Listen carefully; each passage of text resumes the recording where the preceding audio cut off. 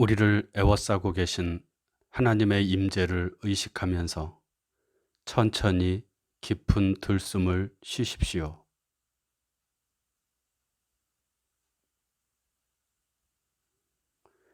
이제 우리 안에 내주하시는 하나님께서 나를 통해 숨을 쉬시도록 천천히 날숨을 내쉬십시오.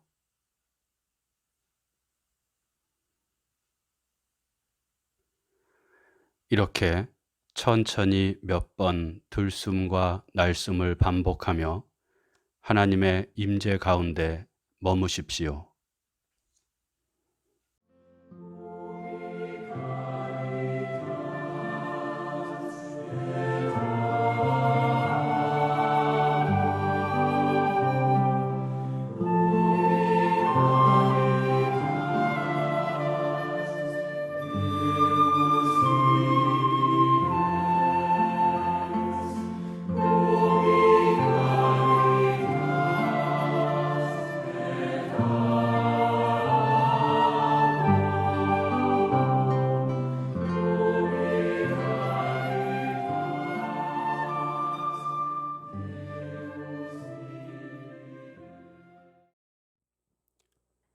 오늘 우리에게 주시는 하나님 말씀은 창세기 3장 14절에서 19절 말씀입니다. 이제 낭독합니다. 하나님의 말씀에 경청하십시오. 여호와 하나님이 뱀에게 이르시되 내가 이렇게 하였으니 네가 모든 가축과 들의 모든 짐승보다 더욱 저주를 받아 배로 다니고 살아있는 동안 흙을 먹을지니라. 내가 너로 여자와 원수가 되게 하고 네 후손도 여자의 후손과 원수가 되게 하리니 여자의 후손은 네 머리를 상하게 할 것이요 너는 그의 발꿈치를 상하게 할 것이니라 하시고 또 여자에게 이르시되 내가 네게 임신하는 고통을 크게 더하리니 네가 수고하고 자식을 낳을 것이며 너는 남편을 원하고 남편은 너를 다스릴 것이니라 하시고 아담에게 이르시되 내가 네 아내의 말을 듣고 내가 네게 먹지 말라 한 나무의 열매를 먹었은즉 땅은 너로 말미암아 저주를 받고 너는 네 평생에 수고하여야 그 소산을 먹으리라. 땅이 네게 가시덤불과 엉겅퀴를 낼 것이라. 네가 먹을 것은 밭의 채소인즉 네가 흙으로 돌아갈 때까지 얼굴에 땀을 흘려야 먹을 것을 먹으리니 네가 그것에서 취함을 입었음이라. 너는 흙이니 흙으로 돌아갈 것이니라 하시니라. 주신 말씀을 잠시 묵상합니다.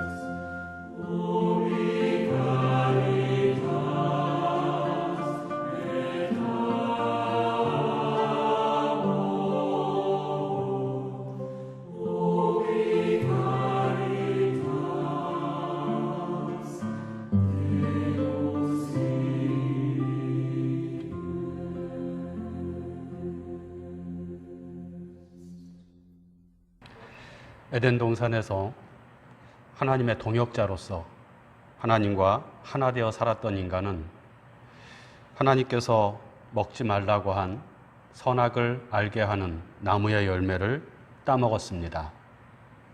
지난주에 말씀드렸지만 에덴 동산에 있는 선악을 알게 하는 나무는 하나님에 의해 창조된 인간이 하나님과 같은 마음을 가지고 사느냐, 그렇지 않느냐를 판가름하는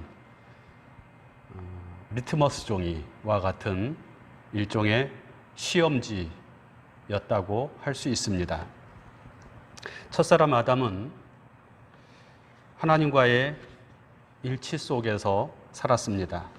하나님이 좋다 한 것을 좋아했고 하나님이 아름답다고 한 것을 아름답게 여겼습니다. 하나님이 기뻐하시는 일을 자신도 기뻐하며 살았습니다.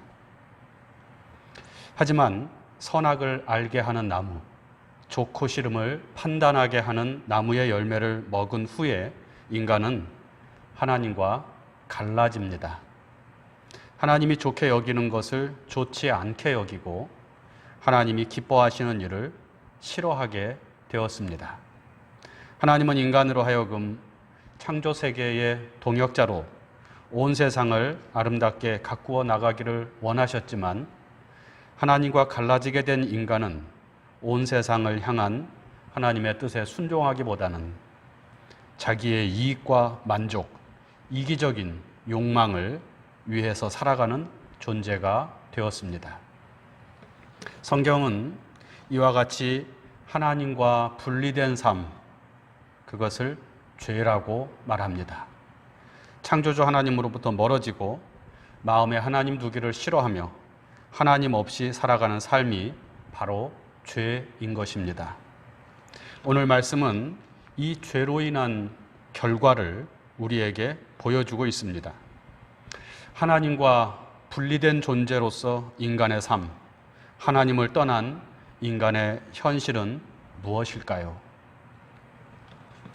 첫째로 그것은 인간을 둘러싸고 있는 환경, 즉 자연과 적대적인 관계에 놓이게 된 것입니다.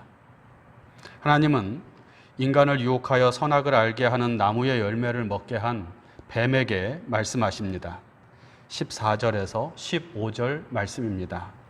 네가 이렇게 하였으니 네가 모든 가축과 들의 모든 짐승보다 더욱 저주를 받아 배로 다니고 살아있는 동안 흙을 먹을지니라. 내가 너로 여자와 원수가 되게 하고 네 후손도 여자의 후손과 원수가 되게 하리니 여자의 후손은 네 머리를 상하게 할 것이요 너는 그의 발꿈치를 상하게 할 것이니라. 여기서 강조하고 있는 것은 뱀은 여자의 후손과 원수가 된다는 것입니다. 여자의 후손은 오늘 우리를 포함한 모든 인간들을 의미하고 있습니다. 전통적으로 기독교에서는 뱀을 하나님을 대적하는 사탄이라고 보고 여자의 후손은 여자에게서 난 자, 즉 예수 그리스도를 가리킨다고 보아서 여자의 후손인 예수 그리스도께서 사탄의 머리를 상하게 하고 결국 사탄의 세력을 물리칠 것이라고 해석을 하는데, 구약 성경적인 관점에서 보면 뱀은 하나님이 흙으로 아름답게 지으신 들짐승 중에 하나이고 첫사람 아담이 이름을 지어준 아담과는 친밀한 관계에 있었던 피조물이었습니다. 그런 뱀이 인간과 원수 관계가 된다는 것입니다. 뱀만 그렇게 되는 것이 아니라 17절에서 18절을 보면 땅도 저주를 받아서 인간을 힘들게 할 것이라고 말씀합니다. 아담에게 이르시되 네가 네 아내의 말을 듣고 내가 네게 먹지 말라 한 나무의 열매를 먹었은즉 땅은 너로 말미암아 저주를 받고 너는 네 평생에 수고하여야 그 소산을 먹으리라. 땅이 네게 가시덤불과 엉겅퀴를 낼 것이라. 여기서 땅은 인간을 둘러싼 환경, 자연 전체를 가리킵니다. 창세기 1장 첫 번째 창조 이야기에서 하나님은 땅을 만드시고 보시기에 좋았더라 라고 말씀하셨습니다. 하나님 보시기에 좋은 땅은 사람에게도 유익하여서 그 땅에서 인간이 보기에 아름답고 먹기에 좋은 나무가 자라났습니다.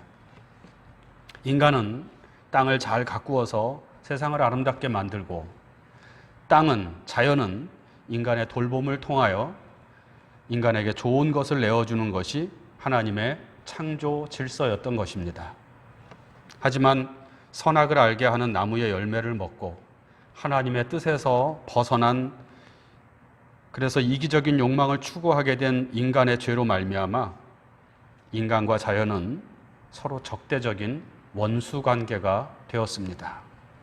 인간은 자연을 파괴함으로 생존하게 되었고 자연은 그런 인간에게 재앙을 안겨주는 그런 관계가 된 것입니다. 지금 우리를 괴롭히고 있는 코로나19 팬데믹 현상은 그 대표적인 예라고 할 수 있습니다. 그리고 지구온난화로 인한 기상이변도 결국은 인간의 탐욕으로 인해 빚어진 현실입니다. 더 많은 것을 소유하고 좀 더 편안하게 살고자 하는 인간의 욕망은 결국 인간과 자연, 온 창조 세계를 신음하게 만들고 있는 것입니다. 다음으로 하나님과 분리된 인간의 현실은 인간 상호 간의 관계의 파괴로 나타납니다. 하나님께서는 뱀의 유혹에 넘어가 하나님이 금하신 열매를 먹고 남편에게도 그것을 주어 먹게 한 여자에게 이렇게 말씀하십니다. 16절 말씀입니다. 내가 네게 임신하는 고통을 크게 더하리니 네가 수고하고 자식을 낳을 것이며 너는 남편을 원하고 남편은 너를 다스릴 것이니라. 임신하는 고통이 출산의 고통을 말하는 것인지 아니면 사라나 라헬이나 한나와 같이 자식을 얻기가 힘듦을 말하는 것인지는 분명하지 않습니다. 중요한 것은 원래 평등하게 창조된 남자와 여자의 관계가 다스리고 다스림을 받는 그런 관계로 바뀌었다는 것입니다. 요즘 같은 세상에서는 말도 안 되는 소리지만 이 말씀은 고대 세계에서의 남녀 관계를 나타내주고 있습니다. 유교 사상의 지배를 받던 과거 우리나라도 남자는 하늘이고 여자는 땅이다 이렇게 이야기하면서 여성을 차별하던 그런 시절이 있었는데 성경은 이것이 죄의 결과로 나타난 잘못된 질서라는 것을 분명하게 말씀하고 있습니다. 원래는 그렇지 않았다는 것이죠. 저는 이 말씀 안에서 죄로 인해 인간 상호 간의 관계가 깨어졌다는 것을 봅니다. 하나님이 아담이 혼자 사는 것이 좋지 않아 보여 여자를 만드셨다는 것은 하나님은 사람을 홀로 살지 않고 다른 사람과 타인과의 관계 속에서 더불어 살아가는 존재로 창조하셨다는 것을 의미합니다. 나와 너는 서로를 전제합니다. 나 없는 너가 없고 너 없는 나도 없는 것입니다. 하나님이 인간에게 돕는 배필을 만들어 주셨다는 것은 함께 협력하여 하나님의 뜻을 이루어가라는 것이었습니다. 나에게 너는, 인간에게 다른 인간은 아담이 여자를 보고 감탄하였듯이 뼈 중에 뼈요, 살 중에 살과 같은 존재였습니다. 곧 자기 자신과 같은 존재라는 것이죠. 하나님의 뜻을 이루어가는데 같은 마음을 가지고 같은 뜻을 품고 살아가는 존재, 그리고 서로를 의지하며 사랑하는 관계가 하나님의 창조 질서 안에 살아가는 인간들의 모습이었습니다. 그런데 자신이 하나님을 대신하고자 하는 욕망, 자신만이 하나님과 같이 되고자 하는 이기적인 욕망은 인간 상호 간의 이러한 좋은 관계를 파괴해 버린 것입니다. 내가 높이 올라가기 위해서 타인을 짓밟아야 하고 더 많은 것을 소유하기 위해서는 다른 사람이 가지고 있는 것을 빼앗아야 합니다. 급기야는 창세기 4장에 나오는 가인과 같이 내가 살기 위해 남을 죽이기까지 하는 지경에 이르게 됩니다. 서로 평등하여 함께 하나님의 뜻을 이루어가는 존재, 사랑이신 하나님을 닮은 존재로서 인간은 종과 자유인으로, 가진 자와 못 가진 자로, 높은 자와 낮은 자로, 지배자와 피지배자로 갈라집니다. 차별과 억압, 그리고 폭력이 인간 삶의 일반적인 모습이 되어버린 것입니다. 그 결과는 무엇입니까? 옛날 70년대에 만들어진 노래, 김민기 씨가 작사한 작은 연못이라는 노래가 있습니다. 그 노래에는 인간 상호 간의 관계가 깨져 서로 싸우는 관계가 되었을 때 그 결과가 어떻게 되는지를 노래하고 있습니다. 제가 노래를 잠깐 불러보겠습니다. 깊은 산 오솔길역 자그마한 연못에 지금은 더러운 물만 고이고 아무것도 살지 않지만 먼 옛날 이 연못엔 예쁜 붕어 2마리 살고 있었다고 전해지지요.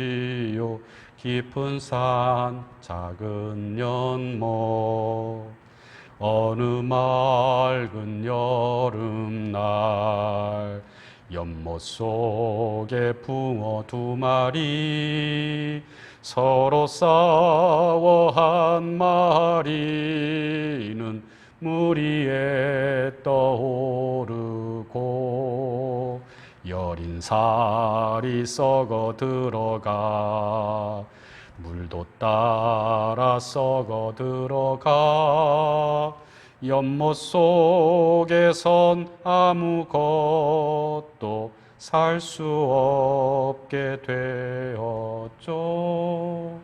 깊은 산 오솔길역 자그마한 연못에 지금은 더러운 물만 고이고 아무것도 살지 않죠. 싸우다가 결국은 둘 다 죽는다는 것입니다. 지금 우리의 가정이든 우리가 살고 있는 이 사회이든 남과 북으로 갈라져 싸우고 있는 우리의 조국이든 마찬가지가 아닐까요? 내가 살려고, 나만 살려고 싸우다가 결국은 모두가 죽는 길로 나아가고 있지 않습니까?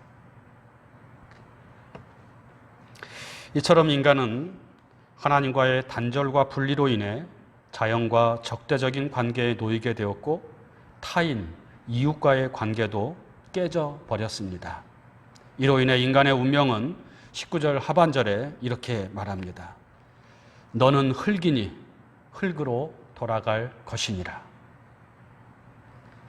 하나님의 형상으로 창조된 인간은 하나님이 영원하신 것처럼 영원한 생명을 누리며 사는 존재였습니다. 하지만 하나님에게서 돌아서고 하나님에게서 분리된 인간은 그 영원한 생명을 빼앗기게 된 것입니다.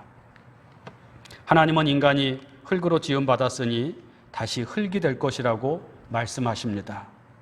흙에서 와서 흙으로 돌아가는 인생. 이것은 죽음을 가리키는 말이기도 하지만 허무와 공허를 가리킵니다. 우리의 인생이 허무한 인생이 될 것이라는 그런 말씀입니다. 허무함이 우리의 운명이 된다는 것이죠. 그래서 시편 기자는 이런 고백을 합니다. 우리의 연수가 70이요 강건하면 80이라도 그 연수의 자랑은 수고와 슬픔뿐이요 신속히 가니 우리가 날아가나이다. 우리는 이 땅에 태어나 많은 수고를 합니다. 좋은 학교에 들어가기 위해 공부를 열심히 하고 남보다 더 앞서가기 위해 밤잠을 설치며 수고합니다. 미래의 행복을 위해 하고 싶은 일을 하지 못하고 해야만 하는 일에 매달립니다. 그러나 결국 우리의 인생은 빈손으로 왔다가 빈손으로 돌아갑니다. 흙에서 와서 흙으로 다시 돌아갑니다. 그래서 마지막에 하는 말이 무엇입니까? 헛되고 헛되니 모든 것이 헛되도다.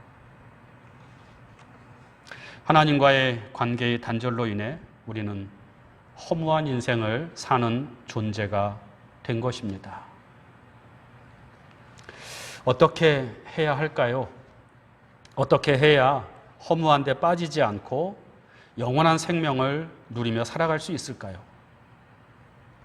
우리는 예수 그리스도를 하나님의 아들이요 우리의 구원자이시라는 것을 믿습니다. 그분은 하나님과의 일치 속에서 사셨기 때문에 하나님의 아들이시고 우리에게 하나님과 함께 살아가는 길, 곧 영생의 길을 보여주셨기 때문에 우리의 구원자이십니다. 여러분은 예수가 그리스도, 곧 구원자이심을 믿습니까? 믿으시는 줄로 압니다. 그렇다면 예수 안에서 헛된 것을 추구하지 말고 영원한 생명, 곧 하나님과 하나 되고 하나님과 함께 살아가는 그 복된 삶을 추구해 나가시기를 바랍니다. 그래서 예수께서 우리에게 말씀하시길 너희는 무엇을 먹을까 입을까 마실까 염려하며 그런 것들을 구하지 말고 하나님의 나라와 하나님의 의, 하나님의 뜻을 구하며 살라고 말씀하신 것입니다. 허무한 인생 속에서 자기 자신을 깊이 성찰하고 우리에게 참 생명의 길을 보여주신 예수 그리스도, 하나님과의 일치 속에서 당신의 삶을 사셨던 그분을 바라보면서 허무의 어둠을 지나 영생의 빛 가운데로 나아가는 우리 모두가 되기를 주님의 이름으로 축원합니다.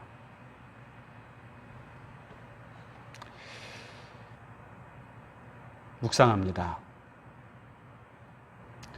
나는 무엇을 위해 살고 있는가를 생각해 봅시다. 그리고 나를 향한, 우리를 향한 하나님의 뜻과 바람은 무엇인지 묵상합시다. 하나님과의 일치 속에서 살아가는 영생을 묵상합시다.